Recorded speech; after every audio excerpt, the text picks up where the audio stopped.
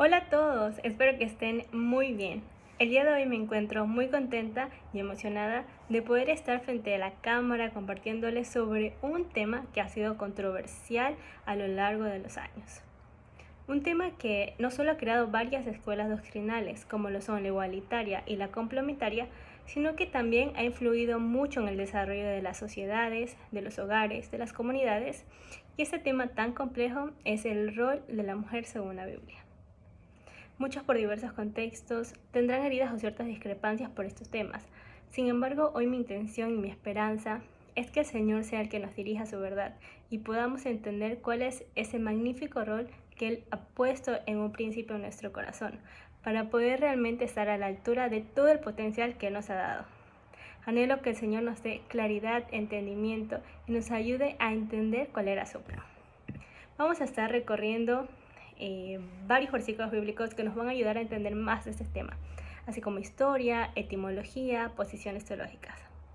Por eso te invito a que tomes un lápiz, un papel, y con tu Biblia en mano recorramos todos estos pasajes que nos van a dar un poco más de claridad. Nuestro objetivo es restaurar el rol bíblico de la mujer.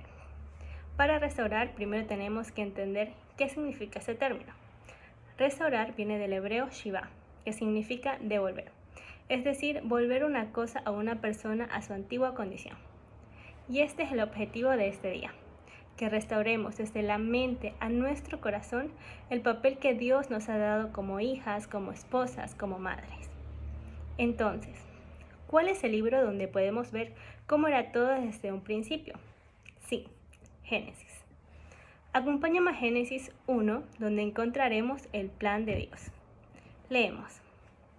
Entonces Dios dijo: hagamos a los seres humanos a nuestra imagen, conforme a nuestra semejanza, y señoree sobre los peces del mar, las aves del cielo, los animales domésticos, todos los animales salvajes de la tierra y los animales pequeños que corren por el suelo. Así Dios creó a los seres humanos a su propia imagen. A la imagen de Dios lo creó. Hombre y mujer los creó. Dios los bendijo con las siguientes palabras: sean fructíferos y multiplíquense, llenen la tierra y gobiernen, es decir, conquisten o dominen sobre ella. Reinen sobre los peces del mar, las aves del cielo y todos los animales que corren por el suelo. Vemos que aquí Dios ideó tanto al hombre como a la mujer, y a ellos les dio las capacidades a ambos de sujetarse mutuamente y juntos enseñorear la tierra. Se afirma que tanto el hombre como la mujer son encargados de las tareas domésticas, de la reproducción, como dice, fructifíquense, multiplíquense, y el hombre como la mujer son encargados de las tareas que son productivas, como llenen la tierra y sojuzganla. Y en Génesis 2 vemos cómo se lleva a cabo este plan de Dios, que Él crea primero al hombre y después a su ayuda idónea. Leemos en Génesis 2:18. Después el Señor dijo: no es bueno que el hombre esté solo, haré una ayuda idónea para él. Podemos ver entonces desde el principio este plan de Dios, donde la mujer es creada como la ayuda idónea y no el hombre para ella. Sé que nuestro idioma español hace que esto se relacione con un término de subordinado o asistencial, pero ser ayuda idónea está muy lejos de ser asistente. Tampoco ubica a la mujer en una categoría que es inferior, y mucho menos delante del Señor. Entonces, ¿qué significa ser una ayuda idónea? Ayuda idónea viene del hebreo eser kenegdo. Idóneo, como lo vemos en la pantalla, es kenegdo, que es algo opuesto, contrario o complementario. Y ayuda es eser, que significa fuerza, rescate, protección o ayuda militar. Esto es usado en tres partes y les voy a dejar en la bibliografía algunos links para que ustedes puedan más adelante investigar más sobre ese término y los versículos bíblicos. Esto es usado cuando muestran, primero, a Dios como ayuda del pueblo de Israel, a las naciones a las que Israel apelaba ayuda, a la mujer y su aporte. Todos tienen en común que eser se usa en un contexto militar. Entonces, luego de ver esta etimología, podemos concluir que ser ayuda idónea significa que fuimos creadas opuestas o complementarias al hombre para prestar rescate y protección en el cumplimiento de los propósitos de Dios en el mundo. El hombre no puede cumplir su misión sin la mujer, y la mujer tampoco puede hacerlo sin él. Somos un equipo donde cada uno fue diseñado de manera específica para fortalecer las debilidades del otro. Ambos fuimos creados para la gloria de Dios y tenemos un papel importante en sus obras, con las mismas capacidades, pero distintos roles, que vamos a estar viéndolo más adelante y con mayor profundidad. Sin embargo, si estás soltera y estás viendo este video, todavía eres la hija amada de Dios y tu identidad está completa en Él. Sin embargo, cuando llegue el momento y cuando Él lo desee, también lo estarás con el hombre adecuado. Hasta aquí hemos visto el plan de Dios, el ideal desde el principio. Y continuando con nuestra lectura, ya entendiendo algunos puntos claves como cómo era en el principio, qué es ayuda idónea, nos vamos a Génesis 3, donde vamos a andar más como este rol importante del Señor se ha distorsionado al paso de los años. Luego de comer de este árbol del bien y del mal, el cual Dios le prohibió, se muestra la maldición que Dios impone a raíz de este pecado. Leemos en Génesis 3:15. Pondré enemistad, es decir, hostilidad, odio, entre ti y la mujer, y entre tu simiente y la simiente suya. Esta te herirá en la cabeza y tú le herirás en el calcañar. A la mujer le dijo: multiplicaré en gran manera los dolores en tus preñeces, con dolor darás a luz a los hijos, y tu deseo será para tu marido, y él se enseñoreará de ti. Vemos que este es el resultado del pecado. En la primera parte podemos notar el odio mutuo entre la serpiente y la mujer, y la enemistad entre la semilla de la mujer y la semilla de la serpiente. ¿Cuál semilla si la mujer no es la que fecunda? Exactamente lo que estás pensando, Yeshua, Jesús. Es decir, que iba a haber mucho odio entre la serpiente y Yeshua, y el pueblo de él, el pueblo de Jesús. Después continuamos leyendo esos versículos y vemos que le dice que va a tener dolor en su parte.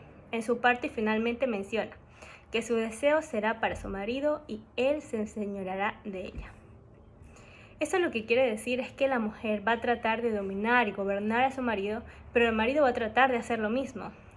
Esta actitud que vemos que uno da, el otro también da, es el resultado del pecado, una manera egoísta en relacionarse los unos con los otros. Y claramente a lo largo de los años podemos ver cómo esta condena se ha cumplido en la sociedad y en las comunidades religiosas. Por esto ahora nos vamos a enfocar en estas dos cosas que les he mencionado, en la sociedad y en las comunidades religiosas. Empezamos de cómo se cumple esta maldición en la sociedad. Históricamente podemos ver varios grupos en los cuales se ha centrado un gran ataque en el pueblo de Dios, como lo vemos en el Holocausto, a los esclavos, a personas de color y a las mujeres. La mujer ha sido perseguida y atacada desde un principio. Violencia sexual, intrafamiliar, en el ámbito social, donde vemos que hay femicidios, han matado a viudas, han esterilizado forzadamente a las personas, y la trata de personas con fines de explotación sexual son algunas de las formas de persecución que han sufrido las mujeres a lo largo de los años. Sin contar, porque hemos visto muchos casos de lo que es la sexualización en medios digitales donde usan a la mujer como un objeto. Y podemos ver cómo a nivel social se ha cumplido esta palabra de Génesis 3. Todas esas actitudes malas contra la mujer es aquello que demuestra esta maldición que se está cumpliendo y que se ha cumplido. Y para continuar con lo que les decía que se ha llevado tanto en la sociedad como en las comunidades religiosas, ahora vamos a ver algunos textos que hoy les traje para que verifiquemos cómo también dentro de las comunidades creyentes se ha creado un odio hacia la mujer, lo que hace que su rol inicial, el rol que tenía al principio, ese papel tan hermoso que Dios nos ha dado, se vea totalmente destruido y transgiversado. Vamos a continuar y espero que aquí, pues si tienen una silla, se pueden sentar, porque si se quedan al igual que yo, van a estar un poco en shock con lo que vamos a leer de todos estos grupos. Algunos grupos judíos en su oración matutina rezan lo siguiente: te doy gracias, Dios, porque no me hiciste mujer. Y la mujer dice: te doy gracias porque me hiciste conforme a tu voluntad.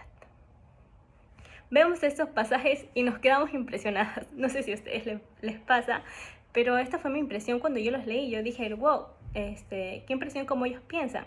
Entonces, según la explicación del Sidur de este pasaje, se dice que la razón por la que el hombre lo lee o por la que el hombre lo reza todos los días es porque Dios le dio al hombre más privilegios de cumplir más mandamientos. O sea, Dios le dio al hombre más mandamientos que a las mujeres y por eso para ellos es un privilegio ser hombre. Sin embargo, esto lo podemos considerar que no es más que una mera tradición porque Dios lo que espera para todos sus hijos es que cumplamos sus mandamientos, los mandamientos que Él nos entregó. Entonces, esto es una de las cuestiones que a mí me sorprende porque hay varios grupos donde piensan esto y piensan similar que este grupo de los judíos. Pero bueno, continuamos.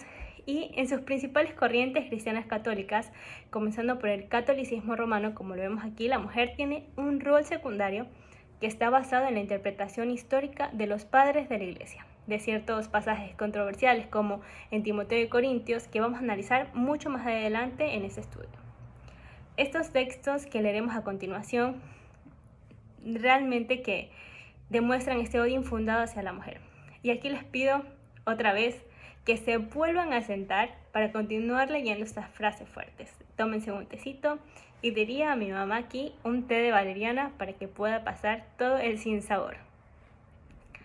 Empezamos con Santo Tomás de Aquino en la Suma Teológica, que dice: en lo que se refiere a la naturaleza del individuo, la mujer es defectuosa y malnacida, porque el poder activo de la semilla masculina tiende a la producción de un perfecto parecido en el sexo masculino, mientras que la producción de una mujer proviene de una falta del poder activo.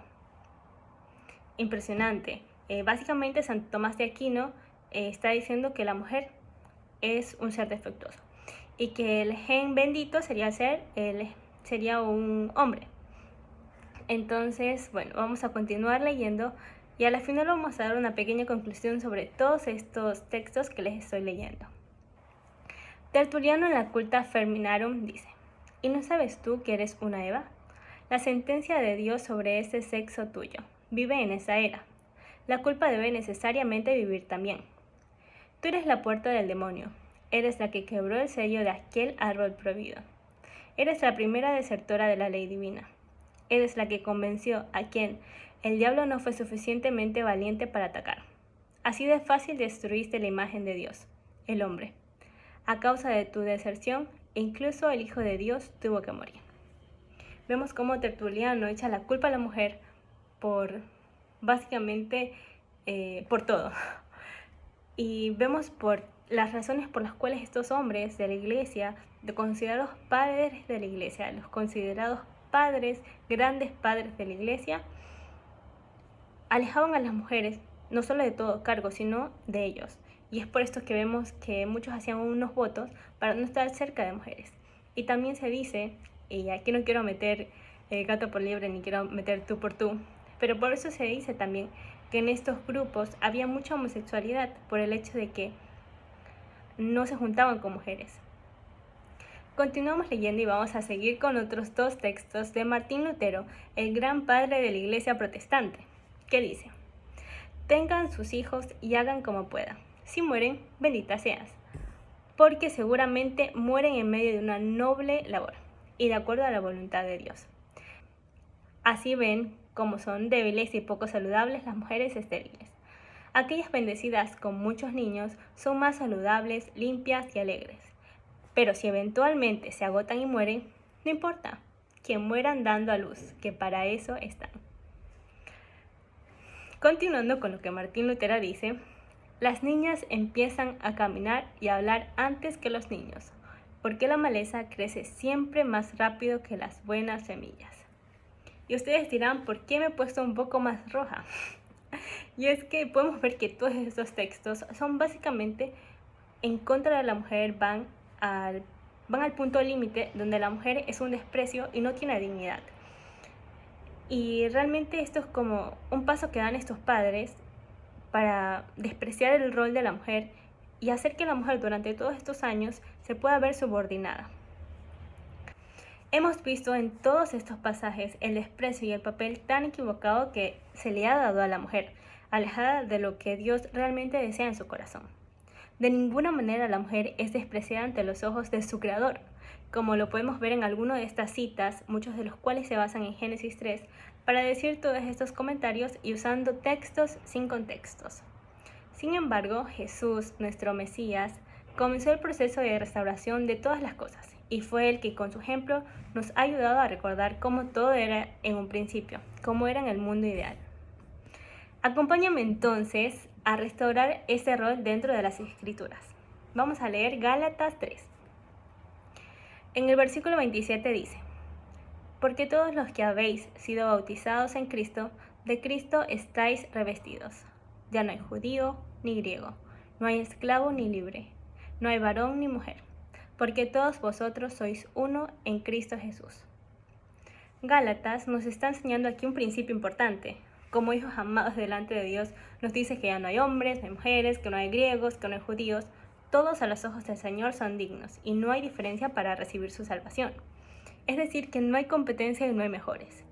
Y ahora vamos a seguir leyendo otro de los textos de los cuales nos ayuda a restaurar este rol.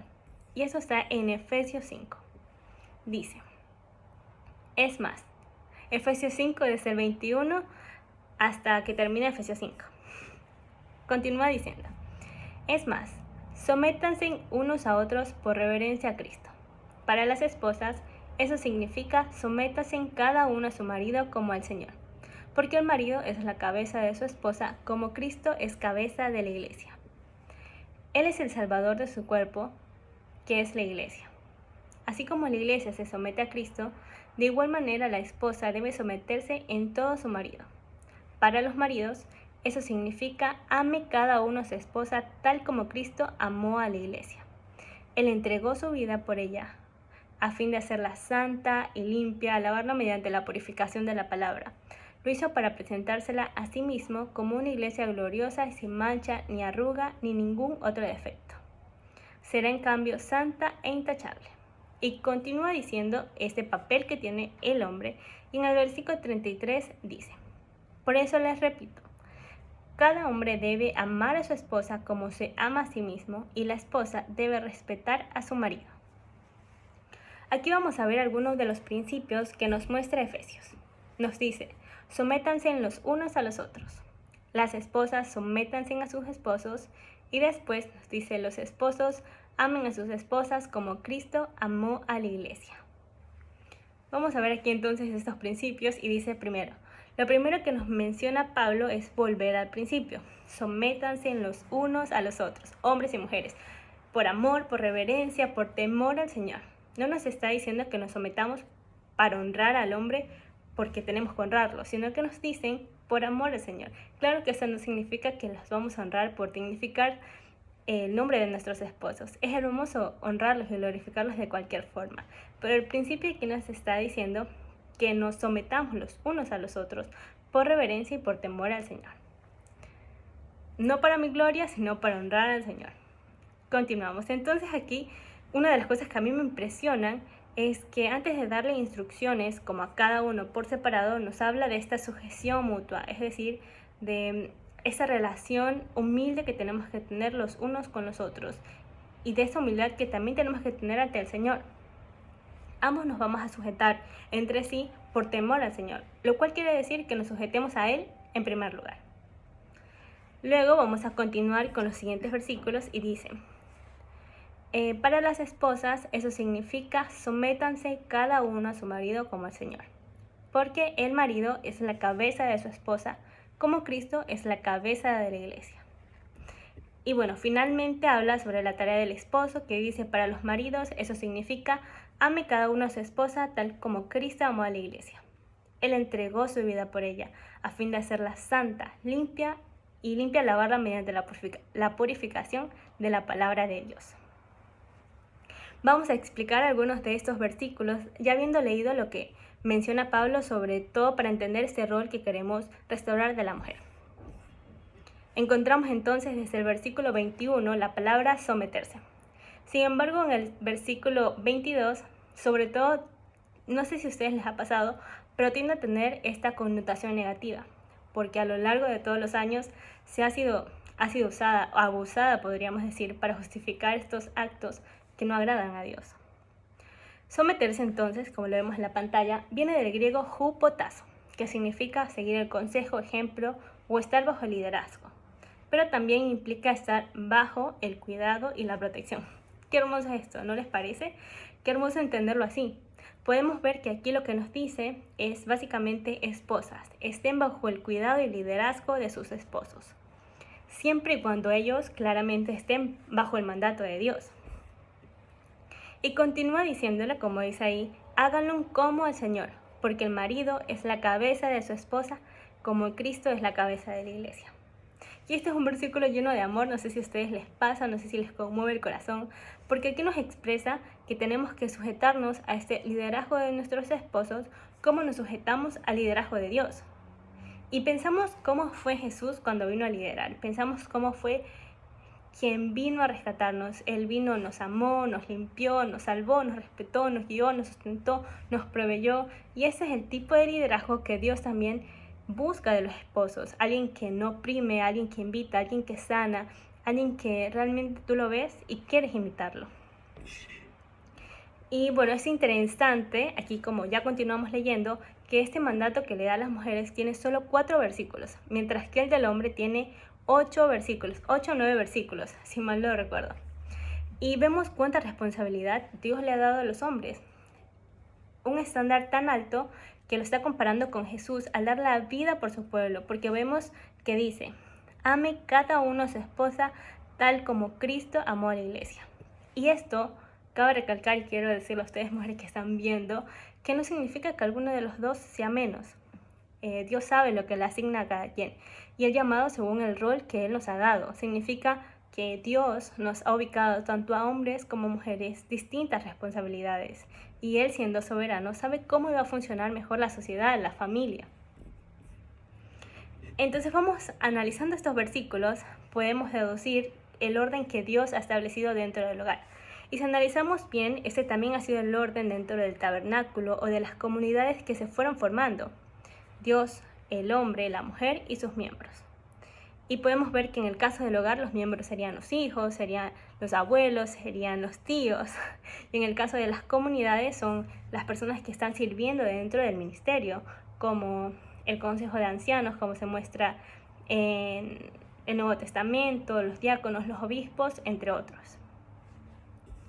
Dios estableció un orden maravilloso donde todos tenemos un lugar y todos podemos vivir al máximo nuestras capacidades y diseños. Este orden no establece quién es más importante que quién.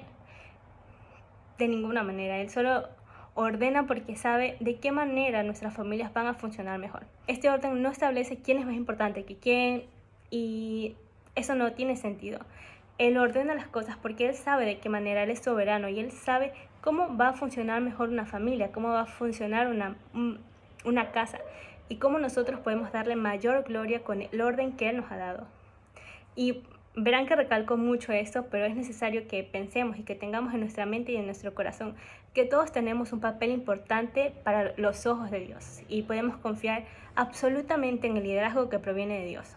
Y bueno, queridas y hermosas mujeres, entonces para terminar de concluir esta idea, vámonos a Eclesiastés 4:12 que lo tenemos en la pantalla donde dice, cordón de 3 dobleces no se rompe pronto. Y esta es la base para el matrimonio, donde esta alianza tiene 3 cordones y 3 que son fuertes, Dios, el esposo y la esposa. Y si alguno de ellos es débil, se puede romper. Al buen entendedor dirían por ahí pocas palabras. ¿Qué quiero decirte? Si no lo entendiste, es que los 3 tienen que ser fuertes, es decir, que los 3 cumplen un rol importante. Y el fin de todos estos roles que hemos visto y que te he presentado hasta ahora y que hemos visto paso por paso, detalle por detalle, es la honra y el honor al Señor. Dios nos ama, Dios nos ha dado capacidades iguales, pero distintos roles. Nadie es más que nadie y eso lo hemos visto en estos 2 textos que hemos visto y que hemos analizado. Hasta aquí podemos concluir que Dios nos ha creado con la misma dignidad y el mismo valor. Sin embargo, Él nos hizo hombre y mujer, y a cada uno nos dio un rol establecido en la sociedad. Eso no significa que uno de los 2 roles sea secundario, significa que cada rol es distinto, pero es importante. Por eso ahora vamos a leer 2 textos importantes que han sido de mucho debate y no sé si a ustedes les ha pasado, pero yo he escuchado millones de debates sobre el texto en Timoteo y el texto en Corintio, donde se hablan de estos roles de la sociedad, sobre todo en las congregaciones públicas, de cómo debe comportarse una mujer, cómo sería su rol. Y quiero confesarles aquí que este ha sido uno de los temas más interesantes y para mí, bueno, ha sido como un tema choqueante porque no lo he tocado tan a fondo como ahora.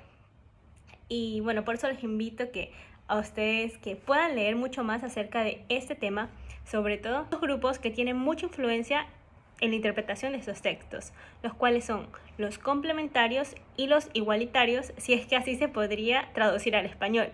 Y estos han sido muy influyentes en estos textos. Y dejando a un lado esta pausa comercial, ya habiéndoles dicho a estos dos grupos que son grupos, son corrientes de interpretaciones, vamos a continuar con estos textos, que a simple vista salen muchas conclusiones, como que la mujer tiene que callar y básicamente no tiene que hacer nada público. Sin embargo, hay mucho que entender dentro de este contexto para poder entender lo que se está diciendo y llegar a las conclusiones pues del rol maravilloso que Dios nos ha dado tanto a ti como a mí. Hay una frase que Lincoln siempre dice que es: la llave de todo, la puerta de todo es el contexto. Así que hoy vamos a analizar, y antes de que tú saques tus propias conclusiones, te pido que nos acompañes hasta el final para poder entender ese magnífico rol que Dios nos ha dado. Continuamos entonces con el primer texto, que es uno de los más rebuscados, que es 1 de Timoteo 2, del 8 al 15. Quiero pues que los hombres oren en todo lugar, levantando manos santas, sin ira ni contienda. Asimismo que las mujeres se atavíen de ropa decorosa, con pudor y modestia, no con peinados tentosos, ni perlas, ni vestidos costosos, sino con buenas obras, como corresponde a mujeres que profesan piedad. La mujer aprenda en silencio con toda sujeción, porque no permite a la mujer enseñar ni ejercer dominio sobre el hombre, sino estar en silencio. Porque Adán fue formado primero, después Eva. Y Adán no fue engañado, sino que la mujer, siendo engañada, incurrió en transgresión. Pero se salvará engendrando hijos si permaneciere en fe, amor y santificación con modestia. Al momento que lo leemos a simple vista, nos damos cuenta que Pablo le está diciendo a Timoteo que la mujer tiene que aprender en silencio, no permite enseñar, no permite ejercer dominio. Y después comenta, esto que a mí me choqueó, que dice que Adán fue formado primero que la mujer y que la mujer fue engañada. Y ahí uno se pregunta, ¿será que el castigo de la mujer, o sea, el castigo de Dios es que la mujer se tiene que callar? Pues para entender todo esto, repetimos, la llave de todo es el contexto. Pablo le está escribiendo a Timoteo, quien se encontraba a cargo de la comunidad de Éfeso. Recordemos en este entonces que Corinto y Éfeso eran uno de los principales centros de paganismo en el Imperio Romano. En esas comunidades la principal filosofía y culto era el culto a Diana de Éfeso, que es Artemisa para los griegos. Y es interesante saber que para ellos esta filosofía era tan importante y era centro de muchas actividades, y es un poco obvio cuando sabemos toda esta información, que el templo de este lugar era considerado una de las 7 maravillas del mundo antiguo. Aquí pueden ver la foto, era un templo imponente y tardó 220 años en construirse. Es claro que cuando lo vemos desde el punto de vista histórico, este templo tuvo que haber tenido mucha influencia en lo político, en lo social, en lo económico. Y claro que sí, si es un templo grande y está una maravilla, van a haber muchos, pero muchos turistas, sobre todo mujeres, porque como vemos, este era un templo de Diana de Éfeso, un templo de mujer. Vamos a ver cuál era la doctrina en estos lugares en el culto de Diana de Éfeso. Un poco más vamos a ver como algunas pautas que nos van a poder ayudar a entender el texto que estaba escribiéndole Pablo a Timoteo. Tenemos que la mujer fue creada primero, que la mujer era superior al hombre por ser la fuente de vida, que había que rendirle culto para que las mujeres engendraran sin morir, ya que muchas morían en el parto. Y después que el culto implicaba orgías y actos de sadomasoquismo hacia el hombre. En este contexto, entonces, sabiéndolo, Pablo le escribe a Timoteo sabiendo que estas nuevas congregaciones podían haber tenido influencia del culto a Diana. Por eso le dice en 1 de Timoteo 1, del 3 al 4, lo que leemos. Como te rogué que te quedases en Éfeso cuando fui a Macedonia, para que mandases a algunos que no enseñen diferente doctrina, ni presten atención a fábulas y genealogías interminables, y acarrean disputas más bien que edificación de Dios, que es por fe. Así te encargo ahora. Aquí lo que vemos es que al principio le está haciendo referencia a que algunos pensaban que habían nacido de Diana de Éfeso, entonces le está diciendo que no enseñen diferente doctrina ni presten atención a estas fábulas y estas genealogías que ellos decían que habían nacido de Diana de Éfeso.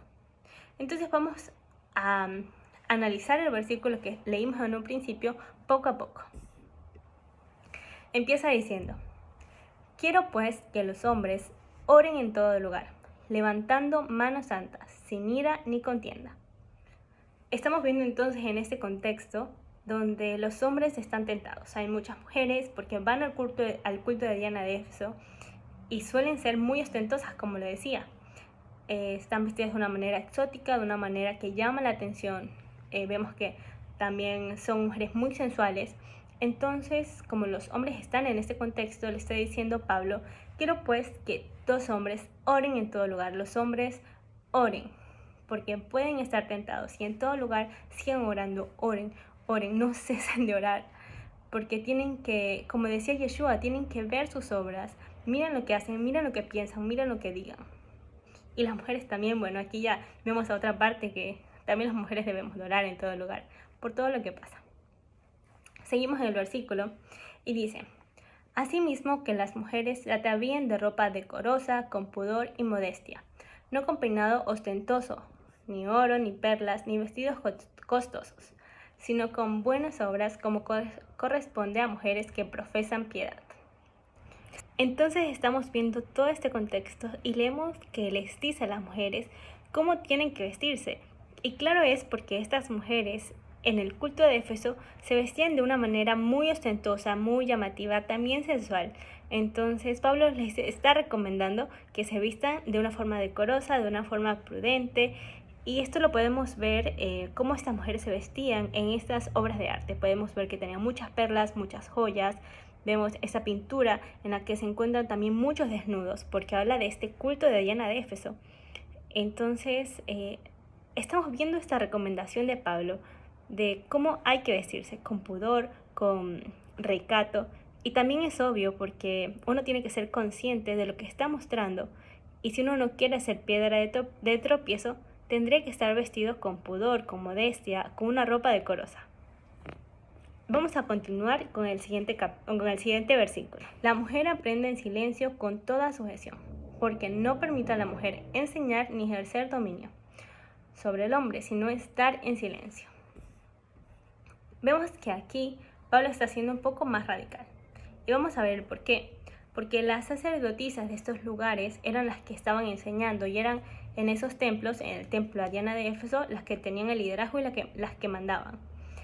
E incitaban a los hombres a que fueran parte de estos cultos sadomasoquistas, hasta este punto teniendo en cuenta de que llegaban a estas congregaciones del Dios de Israel nuevos conversos, pero con esas costumbres paganas, como por ejemplo el caso de estas mujeres que estaban acostumbradas a su liderazgo.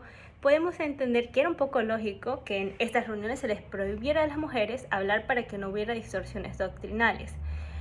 Ese orden donde la mujer ocupa otros roles sí que generaba un contraste con ese rol pagano, con esta idea pagana que se llevaba en el culto a Diana de Éfeso, donde las mujeres participaban ruidosa y desenfrenadamente. Por eso también es probable que Pablo le dijera a Timoteo la importancia de restaurar y de enseñarle a estos nuevos conversos cuáles son los roles de cada persona que establece Dios en la Biblia, pues menciona también que la mujer debe estar sujeta. ¿Y a quién una mujer se sujeta? Obviamente a Dios, pero también a su esposo. Y luego continúa diciendo: porque Adán fue formado primero, después Eva. Y Adán no fue engañado, sino que la mujer, siendo engañada, incurrió en transgresión. Aquí Pablo no quiere hacer diferencia de autoridad. O sea, Pablo aquí lo que está diciendo es corrigiendo esta falsa teoría que tenía el culto de Diana de Éfeso al decir que la mujer era la que había sido creada primero. Y continúa diciendo: pero se salvará engendrando hijos si permaneciera en fe, amor y santificación y con modestia. Entonces, bueno, aquí antes de entender ese contexto que estamos viendo, uno se va a preguntar: ¿cómo que te salvarás engendrando hijos? Cuando lo sacas de contexto, uno se pregunta: bueno, Pablo, ¿cómo yo me salvaré engendrando hijos? ¿Será que esa es mi misión en la vida, engendrar hijos? Pero aquí lo que ya estamos viendo y lo que hemos visto hace un ratito es que Pablo corrige que para tener hijos y para que no mueras teniendo hijos, no tienes que ir a rendirle el culto a Diana de Éfeso, no tienes que ir y hacerle todo el ritual que le hacían, sino que tienes que confiar en Dios. Y aquí como lo que dice es, si permaneces en fe, en santificación, el Señor te protegerá a ti y a tus hijos. Como conclusión, estos versículos se están dirigiendo específicamente a esta comunidad de Éfeso, donde el culto a Diana de Éfeso era el que reinaba, el que regía toda la sociedad, por lo que trata de ordenar los pensamientos y creencias que esos nuevos conversos sentían. Entonces lo que Pablo quiere es permitir conocerles lo que realmente significa, cómo ellos tienen que guiarse dentro de las iglesias, sobre todo también a las mujeres, que en general, en su mayoría eran aquellas que se volvían al Dios de Israel y ellas querían hacer lo que era de Dios. Entonces Pablo por eso le manda la carta a Timoteo, para que él ordene lo que hay dentro de sus iglesias. No quiere decir que la mujer no pueda hablar ni enseñar, eso no está diciendo Pablo.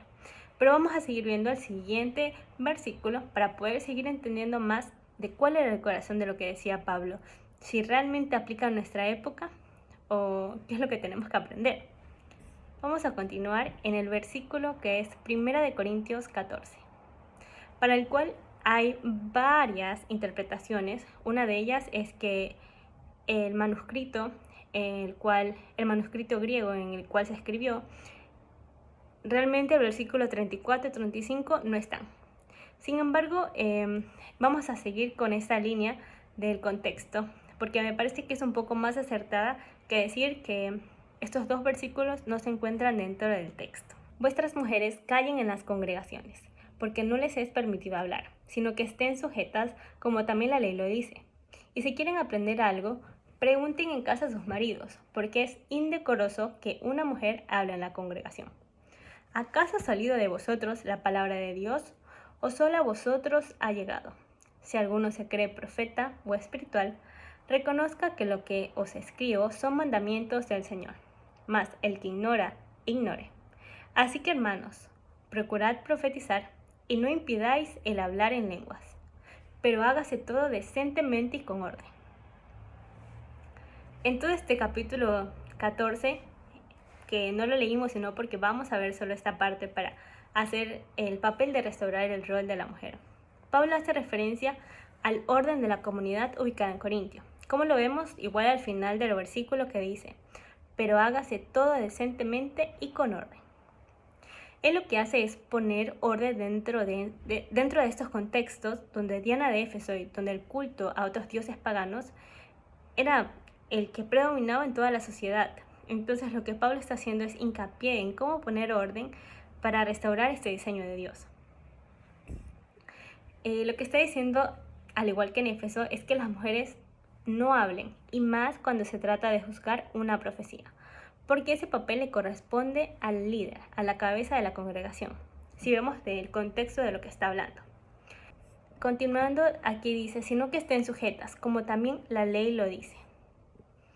Entonces, esto igual lo menciona en Timoteo, que les dice, ¿a quién tienen que estar sujetas? Y al igual que en Timoteo, a sus esposos. Y después dice, si tienen alguna duda, pregúntenle a ellos. Aquí algo muy interesante es que Pablo motiva a las mujeres a que estudien en sus casas, estudien las palabras y no se las prohíbe, no le dice no pueden estudiar, no pueden aprender de Dios, no pueden aprender lo que significa, sino que los está motivando a que las mujeres estudien dentro de sus hogares. Pero ¿por qué los manda a estudiar también en sus casas? Y es obvio que dentro de todo este contexto vemos que los hombres eran aquellos que tenían más acceso a la educación y quizás Pablo también quería retomar el modelo original que se tenía desde un principio, donde la cabeza es el varón y él es el que guía espiritualmente a la esposa. Es claro que Pablo quería resolver un problema del contexto en el cual estaban viviendo, en especial entendiendo los centros paganos que eran estas ciudades y las distorsiones que podían ingresar en las iglesias. Es claro y podemos ver esta posición muy clara, debido a que encontramos a lo largo de la escritura a mujeres sirviendo dentro de las comunidades, orando, enseñando y profetizando. La mujer claramente tenía un espacio para enseñar, profetizar y orar. Y esto lo vamos a ver en varios versículos y desde el inicio, varias mujeres que fueron pilares dentro de las comunidades de Dios. Podemos ver estas mujeres que fueron luchadoras, que oraron, que profetizaron, que sirvieron como ayuda del Señor. Empezamos con las mujeres desde un principio, como Miriam. Miriam en Éxodo 15:20 dice: Entonces la profetisa Miriam, hermana de Aarón, tomó una pandereta, se puso al frente y todas las mujeres la siguieron, danzando y tocando sus panderetas. Y Miriam entonaba este cántico: Canten al Señor, porque ha triunfado gloriosamente, arrojó al mar al caballo y al jinete. Qué hermoso. No sé si a ustedes les pasa que ven esto y dicen, wow, estas mujeres profetizaron, eran grandes mujeres que estuvieron al frente de algunos lugares, ayudando, orando. Miriam, era una mujer que adoraba al Señor con todo su corazón. Y aquí dice, todas las mujeres la siguieron danzando y tocando sus panderetas. Empezamos con este ejemplo de Miriam, que Miriam era una mujer profetisa. Seguimos con el ejemplo de Hulda y vamos a leer todo el capítulo de Segunda de Reyes, porque me parece que es muy importante que nosotros podamos ver a esta mujer profetisa. Segunda de Reyes 22, hallazgo de la Torá. A los 18 años del rey Josías, envió el rey Safán, hijo de Azalía, hijo de Mesulam, escriba a la casa de Jehová, diciendo: Ve al sumo sacerdote Hilcías, y dile que recoja el dinero que han traído a la casa del Señor, que han recogido del pueblo los guardianes de la puerta, y que lo pongan en manos de los que hacen la obra, que tienen a su cargo el arreglo de la casa del Señor, y que lo entreguen a los que hacen la obra de la casa del Señor, para reparar las grietas de la casa, a los carpinteros, maestros y albañiles, para comprar madera y piedra de cantería para reparar la casa, y que no se les tome cuenta el dinero cuyo manejo se les confiare, porque ellos proceden con honradez. Entonces dijo el sumo sacerdote Hilcías al escriba Safán: He hallado el libro de la ley en la casa del Señor. E Hilcías dio el libro a Safán y lo leyó. Viniendo luego el escriba Safán al rey, dio cuenta al rey y dijo: Tus siervos han recogido el dinero que se halló en el templo y lo han entregado en poder de los que hacen la obra, que tienen a su cargo el arreglo de la casa del Señor. Asimismo, el escriba Safán declaró al rey diciendo: El sacerdote Hilcías me ha dado un libro. Y lo leyó Safán delante del rey. Y cuando el rey hubo oído las palabras del libro de la ley, rasgó sus vestidos. Luego el rey dio orden al sacerdote Hilcías, a Iocam, hijo de Safán, a Abcor, hijo de Micaías, al escriba Safán y a Asaías, siervo del rey, diciendo: Id y preguntad al Señor por mí, y por el pueblo y por todo Judá, acerca de las palabras de este libro que se ha hallado, porque grande es la ira del Señor que se ha encendido contra nosotros, por cuanto nuestros padres no escucharon las palabras de este libro, para hacer conforme a lo que nos fue escrito. Entonces fueron el sacerdote Hilcías y Ahicam, Abcor, Safán y Asaías a la profetisa Hulda. Aquí estamos viendo dos eventos muy importantes. Vemos el hallazgo de la Torá, vemos el hallazgo de este libro de la ley, vemos que han encontrado el libro de la ley y vemos cómo Dios usa a una mujer para poder profetizarles, para poder que ellos pudieran entender qué significaba lo que Dios estaba diciendo. Continuamos leyendo y vamos a leer hasta el final del capítulo para ver qué fue lo que le dijo la profetisa. Bueno, y dice a la profetisa Hulda, mujer de Salum, hijo de Tikva, hijo de Arjas, guarda de las vestiduras, la cual moraba en Jerusalén en la segunda parte de la ciudad, y hablaron con ella. Y ella les dijo: Así ha dicho el Señor Dios de Israel: Decid al varón que os envió a mí. Así dijo el Señor: He aquí, yo traigo sobre este lugar y sobre los que moran en él todo el mal de que habla este libro que ha leído el rey de Judá. Por cuanto me dejaron a mí y quemaron incienso a dioses ajenos, provocándome a ira con toda la obra de sus manos, mi ira se ha encendido contra este lugar, y no se apagará. Mas al rey de Judá, que os ha enviado para que preguntaseis al Señor, diréis así: Así ha dicho el Señor, Dios de Israel. Por cuanto oíste las palabras del libro, y tu corazón se enterneció, y te humillaste delante del Señor, cuando oíste lo que yo he pronunciado contra este lugar y contra sus moradores, que vendrán a ser asolados y malditos, y rasgaste tus vestiduras, y lloraste en mi presencia, también yo te he oído, dice el Señor. Por tanto, he aquí, yo te recogeré con tus padres, y serás llevado a tu sepulcro en paz, y no verán tus ojos todo el mal que yo traigo sobre ese lugar. Y ellos dieron al rey la respuesta. Tremendo. Tremendo, porque aquí vemos cómo esta profetisa Hulda dice las palabras de Dios y cómo esto ocurre. Es impresionante, y vamos a seguir viendo varias mujeres para que nosotros sepamos cuántas mujeres Dios ha usado a lo largo de la Biblia. Seguimos con Débora. Débora en Jueces 4 era una mujer que profetizaba, era una jueza que profetizaba sobre Israel. Vemos a Débora que enseña la palabra de Dios, que incluso fue una impulsora porque motivó a Barak para que tomara el control del liderazgo y del pueblo militarmente. Aclaremos aquí entonces que Débora no era una líder de Israel, era una profetisa. Y eso lo podemos comparar con el caso de Isaías, de Jeremías, que ambos eran profetas, eran personas que profetizaban la palabra de Dios, como Débora, pero ellos no eran líderes de Israel, eran profetas.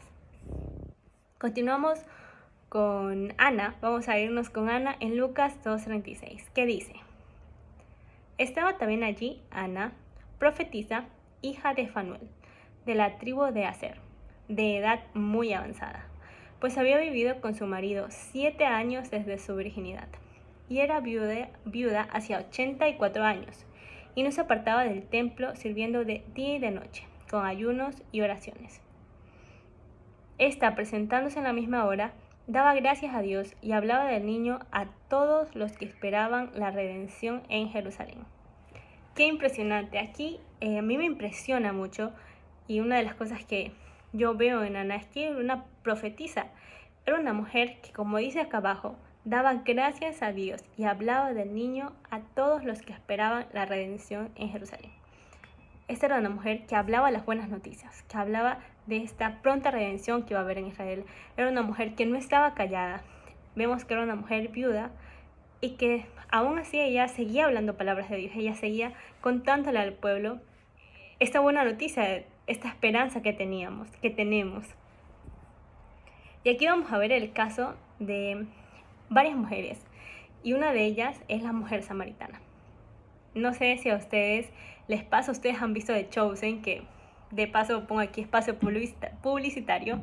En The Chosen hay una escena al final, en el episodio 8, donde muestra cómo Jesús se encuentra con esta mujer samaritana. Y vemos cómo esta mujer fue usada grandemente para que compartiera esta noticia a todos. Fue la primera mujer en la que Dios le reveló el misterio. Esta mujer samaritana fue aquella que escuchó decirle: yo soy el que soy. Ve y predica a las naciones quién soy. Qué impresionante. O sea, yo no sé si ustedes lo toman así tan impresionante, pero Dios ha escogido muchas mujeres para que revelen quién Él es. Y Él ha puesto su corazón en eso. Él le ha entregado a las mujeres este ministerio también de predicar las buenas noticias, de predicar, de ir, de enseñar, de ser aquellas voceras que abren el camino, como decía Juan, que abren el camino para el gran yo soy. Y ahora les voy a dejar este pedazo de The Chosen para que ustedes vean esta parte que continúa, porque al principio le dice, la mujer hace un diálogo con él y le dice: bueno, ya es que hay una disputa por dónde se va a adorar a Dios, si se va a adorar en la montaña, si se va a adorar en el templo. Y ahí Jesús hace un agregado en esta parte que dice: no, ahora los adoradores en espíritu, en verdad, en mente y corazón, son a ellos a los que mi Padre va a escuchar. Y eso a mí me impresiona, me toca mucho el corazón, porque es así. Los adoradores en espíritu, en verdad, en mente y en corazón. Y bueno, sin más que decir, les voy a dejar este pedazo del clip para que ustedes lo vean y para que puedan sentir, quizás no puedan sentirse como esa mujer samaritana, pero quizás puedan acercarse un poco al espíritu de lo que quiere decir. That you have never received anything from God. This Messiah you speak of, I am he. The first one was named Ramin. You were a woman of purity who was excited to be married. But he wasn't a good man. He hurt you. And it made you question marriage and even the practice of your faith. Stop it. The second was Farzad. On your wedding night, his skin smelled like oranges. And to this day, every time you pass by the oranges in the market, you feel guilty for leaving him. Because he was the only truly godly man you've been with. But you felt unworthy. Why are you doing this? I have not revealed myself to the public as the Messiah. You are the first. It would be good if you believed me.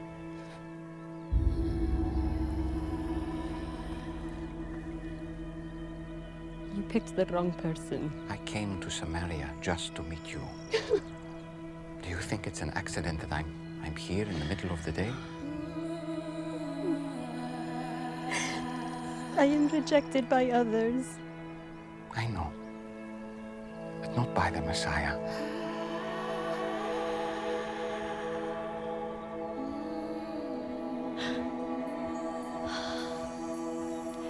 And you know these things because you are the Christ.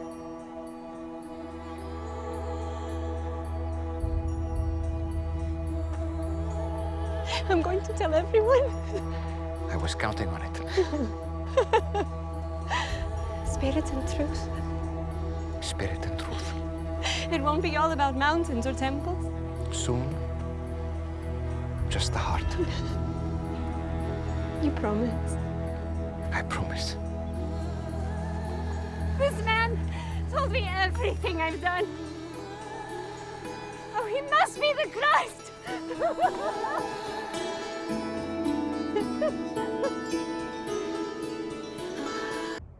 Qué impresionante.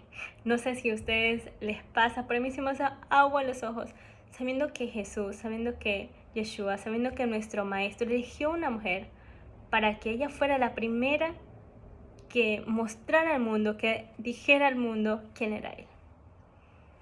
Qué buen rol que tenemos. Realmente ese es el corazón de nuestro Padre. Y vamos a continuar con otra mujer que es María Magdalena. Y María Magdalena fue usada grandemente en el ministerio de Jesús. Los 4 evangelios relatan que fue testigo de la muerte, de la sepultura y también testigo de la resurrección y del anuncio dirigido a los apóstoles. Un comentario que me gustó y que se los voy a leer es el siguiente. Si Dios no considerara importante a la mujer, muy probablemente no hubiera sido María la primera a quien se le reveló la base de nuestra fe, la resurrección del Señor. Él tiene un plan especial con las mujeres y su corazón es muy sensible a Él. Y vamos a leer esto que dice en Lucas 8. Aconteció después que Jesús iba por todas las ciudades y aldeas, predicando y anunciando el evangelio del reino de Dios, y los 12 con él, y algunas mujeres que habían sido sanadas de espíritus malos y de enfermedades. María, que se llamaba Magdalena, de la que habían salido 7 demonios, Juana, mujer de Chuza, intendente de Herodes, Susana y otras muchas mujeres que le servían de sus bienes.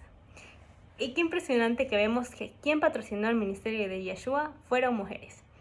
Y ellas también eran muy cercanas a él. Y ahora vamos a seguir, vamos a nombrar varios ejemplos de una forma muy rápida. Y si quieren los pueden revisar en sus casas, pueden seguir consultando todos estos versículos uno por uno, pueden leer completamente todas las cartas. Pero vamos a leer estos ejemplos. Vemos en Hechos 21:9 las hijas de Felipe que eran profetisas, eran mujeres que enseñaban la palabra de Dios. Y también vemos en Romanos 16 al final del capítulo que muestra a Febe, que era una diaconisa, es decir, tenía un cargo dentro del ministerio. Y a lo largo del capítulo lo que Pablo dice, que es, hay muchas mujeres compañeras del ministerio. Y podemos ver que también las mujeres en estas nuevas reuniones o comunidades que estaban surgiendo desempeñaban un papel importante, porque las reuniones se tenían con frecuencia en la casa de una mujer que tenía una posición acomodada, como es el caso de Lidia. Y también se resaltan algunas obras de caridad o algún puesto en el ministerio que ellas tengan, como lo vemos en Hechos 9 en el caso de Tabita. Estas mujeres que vemos aquí, dentro de todas estas cartas de Pablo, muy probablemente no tenían solo un cargo doméstico, como los típicos que podemos ver en esta sociedad actual, sino que ocupaban un lugar muy importante dentro del ministerio, como lo hemos visto. Pero aquí algo interesante que me gustaría que ustedes lo revisen, me gustaría que ustedes lo chequen dentro de sus hogares en Romanos 16, es que a los varones se los menciona como que si ellos fueran las cabezas de las iglesias instituidas en sus hogares, o sea, de las comunidades que están dentro de su hogar. Mientras que a las mujeres, a todas las mujeres que se las nombra, les hace diferencia con el lema que dice, las cuales trabajan en el Señor. Es decir, mujeres que ayudan en el ministerio, pero no son la cabeza de la comunidad. Aquí vamos a hacer un poco de las conclusiones, un poco de todo lo que hemos aprendido, y evidenciamos por esta historia que las mujeres ocuparon un lugar muy importante. A lo largo de toda la escritura lo hemos visto, fueron mujeres que profetizaron, que enseñaron, que exaltaron al nombre del Señor a través de la alabanza, y lo hemos visto en innumerables ejemplos. Vimos también en Pablo que las mujeres se encontraban apoyando en algún cargo dentro del ministerio como soporte y como ayuda. Sin embargo, estos hallazgos nos dan a entender que enseñar no implica liderar como un cargo establecido, como la persona que direcciona, y eso quiere decir que bíblicamente es el hombre quien lidera. Tal como en el modelo del hogar, él es la cabeza.